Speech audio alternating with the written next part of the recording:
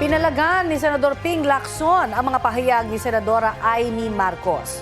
Tulad ng pagkakaroon pa rin umano ng pork barrel sa 2026 budget at pagbabawal umano sa mga senador na questionin ang ilang matataas na opisyal sa mga pagdinig ng Senate Blue Ribbon Committee kaugnay sa mga questionableng flood control project.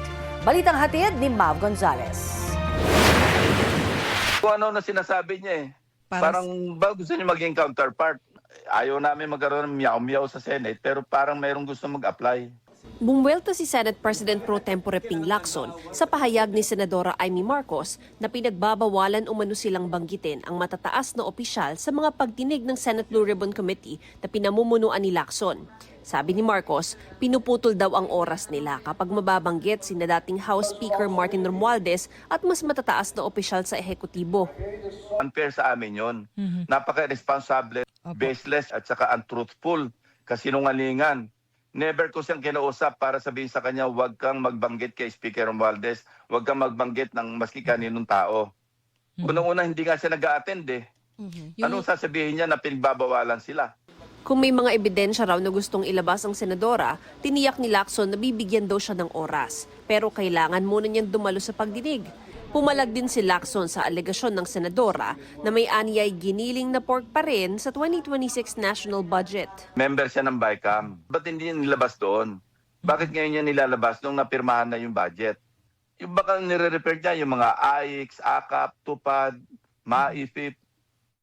Siya nga, noong last year, lagi siyang present sa distribution Pag wala ka moral ascendancy, huwag ka na magsalita, huwag kang pumuna. Kasi babalik sa iyo yun. Ang ganitong anyay pag-epal ng mga politiko sa pamimigay ng ayuda ang dahilan ng inilagay nilang special provision sa budget na tahasang nagbabawal nito. Hindi rin alam ni Lacson ang sinasabi ng senadora na baka magamit ang pondo para itulak ang impeachment ni Vice President Sara Duterte. Hindi ko masasagot yun kasi hindi nangyayari sa Senate yun Sa Congress, narinig natin yan, yung unang impeachment, di ba? Meron talagang mga naipamudmud noon.